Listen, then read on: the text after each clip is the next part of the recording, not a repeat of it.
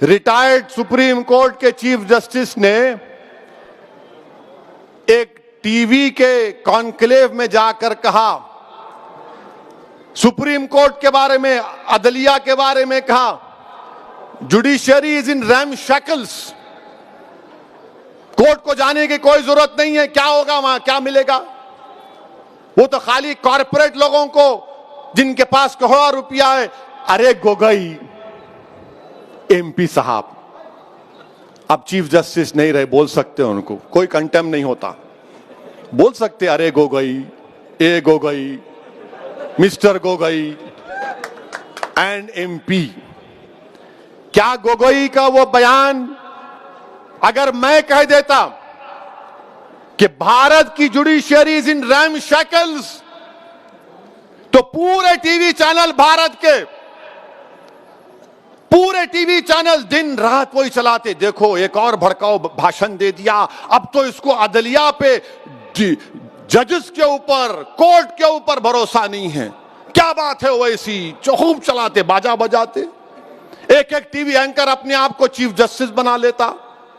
मगर गोगोई बोला उनका है, उनका प्यारा है, उनका निराला है, उनका दुलारा है, अपना बोला तो कोई फर्क नहीं पड़ेगा। और क्या बोले Gogoi, judiciary is in RAM shackle.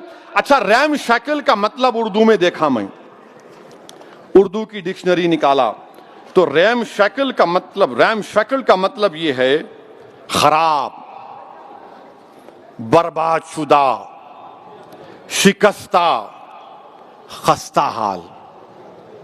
अगर मैं ये बात बोलता तो अब तक मेरे 10-15 शादियां करा देते टीवी चैनल वाले,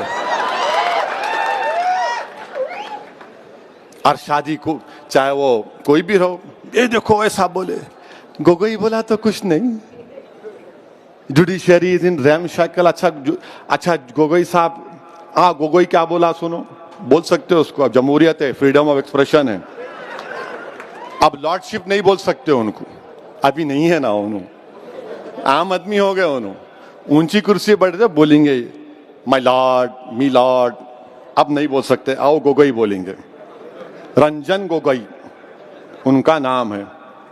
क्या कहा उन्होंने कि गरीबों को कोई इंसाफ नहीं मिलता। गोगोई, गरीब भारत में कौन है, मुसलमान है, सिख है, दलित है, आदिवासी है, हमारे हिंदू भाइयों में भी बहुत गरीब हैं, ओबीसी भाइयों में गरीब हैं।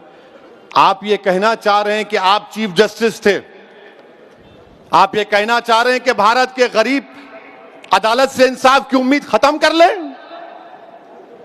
आप ये कहना चाह रहे हैं कि वो कॉरपोरेट लोग जिनके पास करोड़ों रुपये है, वो करोड़ों रुपए की बुनियाद पर इंसाफ मिलेगा, गरीब मुसलमान को इंसाफ नहीं मिलेगा, जिसकी आंखों के सामने उसकी मस्जिद को शहीद कर दिया गया था?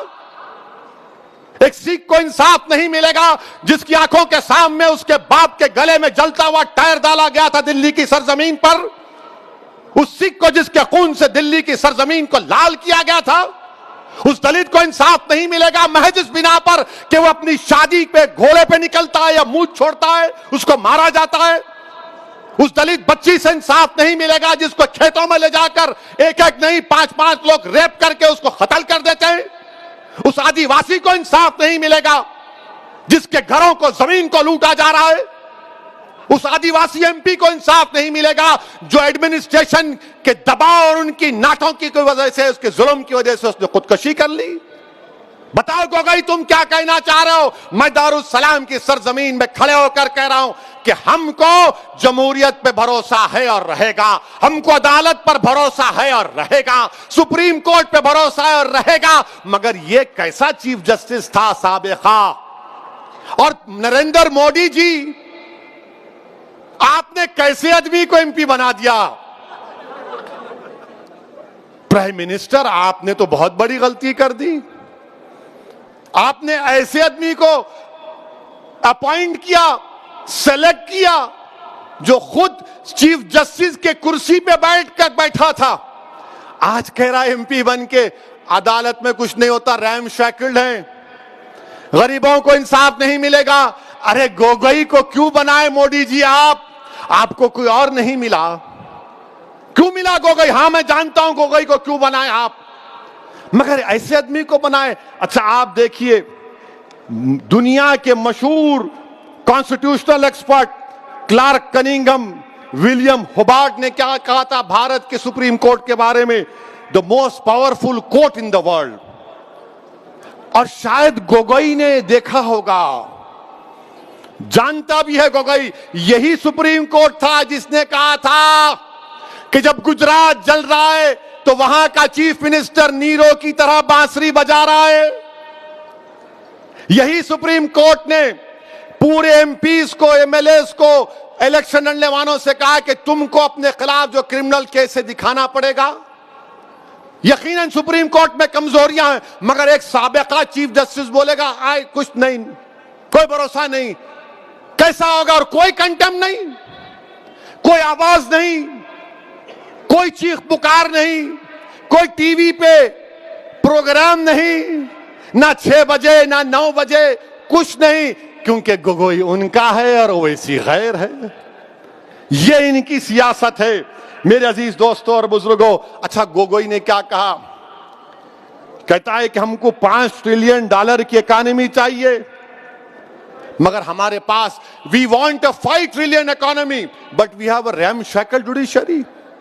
अरे गोगोई, जुडिशरी अदलिया का काम इकोनॉमी को चलाना नहीं है, जुडिशरी का काम इंसाफ दिलाना है, इंसाफ। जुडिशरी का काम यह नहीं है $5 ट्रिलियन इकोनॉमी 20% हो जाए, 10% जीडीपी हो जाए। जुडिशरी का काम इंसाफ दिलाना है। ये ऐसे आदमी को हमारे भारत के वजीर आजम ने इसको एमपी बनाया है। अच्छा, और एक बात हम ये पूछना चाह रहे गोगोई साहब से, आप जब बैठे थे आपने जुडिशरी को अनशैकल करने के लिए क्या किया? आपने कुछ तो किया होगा ना? नहीं, कुछ नहीं। आज आप बताइए कि एक साबिका चीफ जस्टिस जिसको नरेंद्र मोदी ने एमपी बनाया, उनकी गवर्नमेंट ने बनाया, अब कोई दीवाना भक्त बोलेगा मोदी जी नहीं बनाए, प्रेसिडेंट बनाया। अरे दीवाने, कॉन्स्टिट्यूशन पर जाके गवर्नमेंट की सिफारिश पर सदर जमहूरिया एमपी बनाते हैं। ये इंडियन जुडिशरी सिस्टम अब तो बाज वक्त ऐसा भी लिखता है कि कैसे कैसे लोग कहां कहां पहुंच जाएंगे।